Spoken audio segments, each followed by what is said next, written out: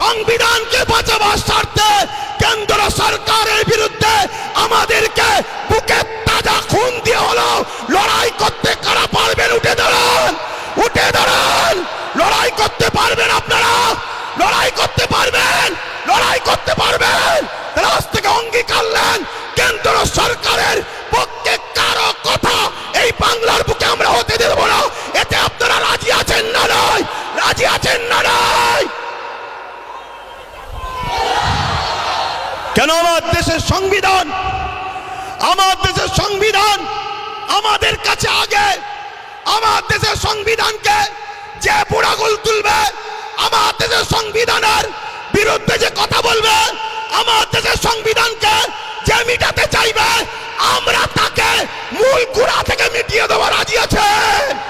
এ লড়াই আমাদের জীবন মরণের লড়াই, এ লড়াই আমাদের বাচ্চাদের লড়াই।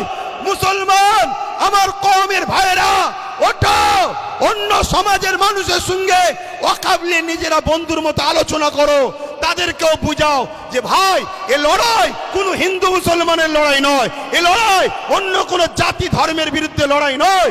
এটা কেন্দ্র সরকার বিভাজন লাগাতে চাইছে। এ লড়াই আমার অধিকার, আমার যেটা গণতান্ত্রিক রাইট, আমার সংবিধানের রাইট, এই রাইটকে কেন্দ্র সরকার লুটছে, এটা মানুষকে বুঝাও। আজকে ওই যে কেরলের 1400 বছরের মসজিদ বলে দিচ্ছে 1400 বছর ধরে ভারতে মুসলমান ছিল, আজান ছিল, একামত ছিল, নামাজ ছিল। ওই যে গুজরাটের 1300 বছরের মসজিদ বলে দিচ্ছে ভারতবর্ষে মুসলমান ছিল 1300 বছর ধরে, আজান ছিল, নামাজ ছিল। তাই ঐতিহাসিক মসজিদগুলোকে বিরান করে কবরগুলোকে মিটিয়ে দিয়ে এরা সমাজকে দেখাতে চাইছে মুসলমান এদেশে নতুন করে এসেছে, তবে তো এনআরপি করে এনআরসি করে আমাদের তাড়াতে সুবিধা হবে। কথা বুঝছেন না? বোঝেন না?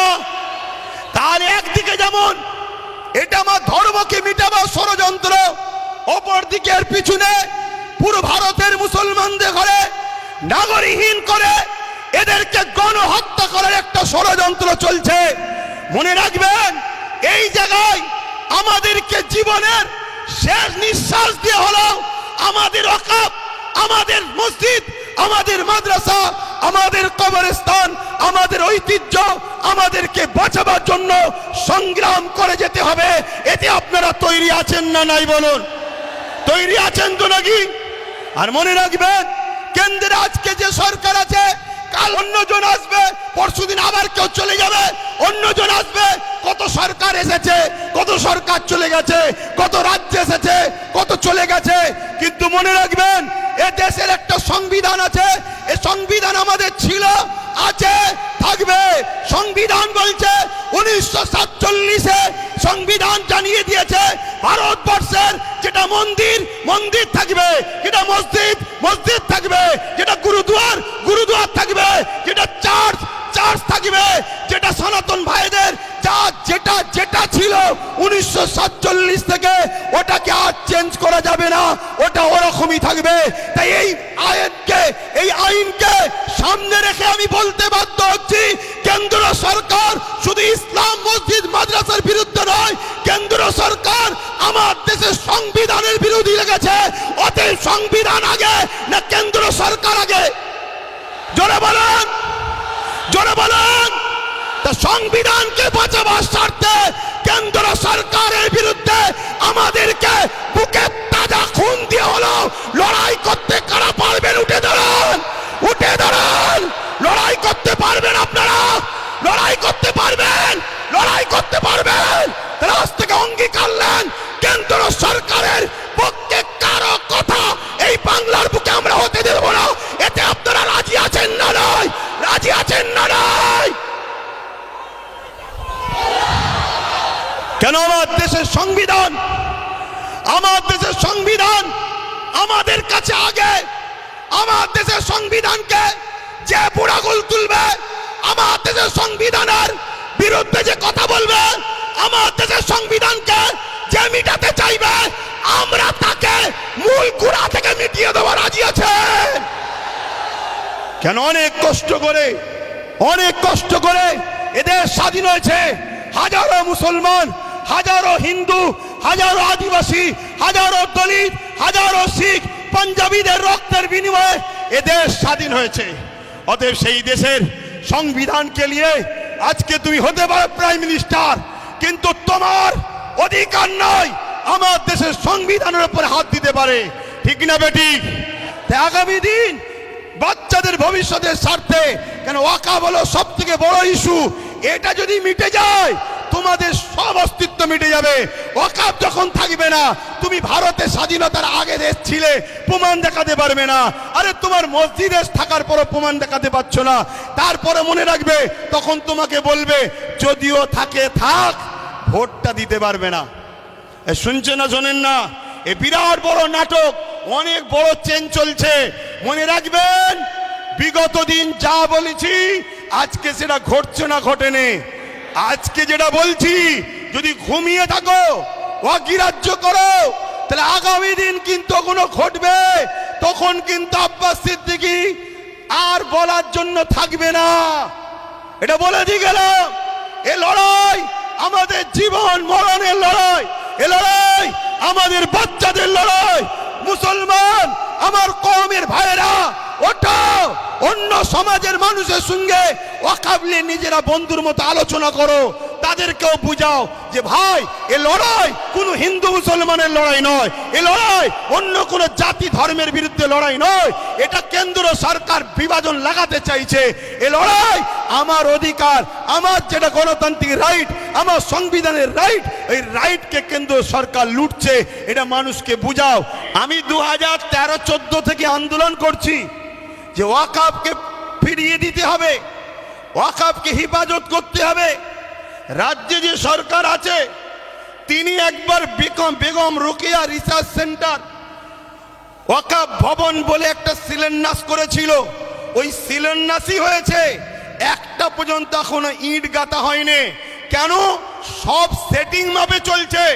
এদের সবার বাপ, সবার মাথায় মনে রাখবেন আরএসএস বসে আছে। অতএব সমস্ত সম্পদকে আরএসএস এর ফান্ডে দিতে হবে, এটাই হলো ইনাদের মূল পরিকল্পনা। কেন? পুরো দেশ এখন কোন জায়গায় মোদি বসতে পারে, কোন জায়গায় শাহ বসতে পারে, কোন জায়গায় মমতা বসতে পারে, কোন জায়গায় অন্য কেউ দিল্লিতে অন্য কেউ নামে বসতে পারে, কিন্তু মনে রাখবেন সবার মাথাতে এই আরএসএস বসে আছে। তাই আরএসএস এর বিনা হুকুমে এরা কখনো কিছু করতে পারবে না। তাই ওয়াকাফ ভবন তো শিলান্যাস হলো, কিন্তু টাল বাহানায় ওয়াকাফকে রেজিস্ট্রেশন করা, তুলে আনা এমন কোনো ব্যবস্থা করলো না। এবং মনে রাখবেন আজকে এই আইন করার পিছনে উদ্দেশ্যটা কি? এই আইন করার পিছনে উদ্দেশ্য হলো, এখন দেখে দেখে অনেক বিষয় পড়তে গেলে অনেক সময় লেগে যাবে।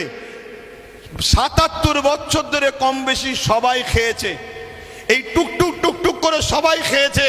কেন্দ্র সরকার চাইছে টুকটুক করে খেয়ে লাভ নাই, সব তো আমার হাতে, সব তো আমার হাতে। প্রধানমন্ত্রী আমার, স্বরাষ্ট্রমন্ত্রী আমার, সব আমার। কোর্টকে আইন অবশ্যই সম্মানের, কিন্তু কোর্টের মধ্যে অনেক জজও আমার, লয়ারও আমার। প্রেসার দিয়ে অনেক কিছু করে নেব। তার প্রমাণ হলো 1.5 ঘন্টার মধ্যে সাম্বালের মসজিদের জন্য আদেশ চাইলো, সঙ্গে সঙ্গে দিয়ে দিল। অথচ আমার কলিকাতার সেই বোনটা কোথায়? আরজি করেন কোথায়? আরজি করেন। আজকে সেই বোন ইনসাফ পেল না। 1.5 ঘন্টার মধ্যে মসজিদের তলায় কি আছে খোঁড়ার জন্য রায় পেয়ে যায়। এটা কি সেটিং ছাড়া অন্য কিছু হতে পারে? এটা সেটিং ছাড়া অন্য কিছু হতে পারে? এইভাবে কেন্দ্র সরকার দেখছে টুকটুক করে খেয়ে হবে না, টুকটুক করে নিয়ে হবে না। সবই তো আমার, প্রত্যেক জেলার প্রত্যেক রাজ্যের সিএমও তো আমাদের, প্রত্যেক জায়গার ডিস্ট্রিক্ট ম্যাজিস্ট্রেট শুরু করে সব দপ্তরই তো আমাদের। অতএব এই সুযোগে ওয়াকাফ 2024 সংশোধনের নামে ওয়াকাফ সম্পদকে পুরো কবজা করে নাও। 44টা 1995 যে আইন হয়েছিল তা থেকে 44টা চেঞ্জ করতে চেয়েছে। তার মধ্যে কয়েকটা রিপোর্ট আপনাদের বলছি। সর্বপ্রথম ধর্মের মধ্যে বিভাজন করতে চেয়েছে, বলতে চেয়েছে শিয়া সুন্নি দুটো বোর্ড হবে। বিজেপি চায় যত মুসলমান টুকরো টুকরো হবে, ভাগ ভাগ হবে, তত বিজেপির ফায়দা হবে। তাহলে শিয়া সুন্নি দুটো ভোট করতে চেয়েছে। যারা বলে এক দেশ এক ভাষা এক ভোট, তারা আবার হঠাৎ করে ওয়াকাফকে দুটো ভাগ করছে কেন? আমাদের মধ্যে টুকরো টুকরো ছোট ছোট করে দিতে চাইছে। কি করতে চেয়েছে? এর মধ্যে চেয়েছে 20 জনের কমিটি ছিল সেন্টারে, সেটাকে 21 জনের কমিটি করতে চাইছে। 11 জন অমুসলিম ভাইকে ঢুকাতে চাইছে। আমি সম্মান, শ্রদ্ধা, ভালোবাসা রেখে, সম্প্রীতি রেখে আমার অমুসলিম ভাইদের বলবো,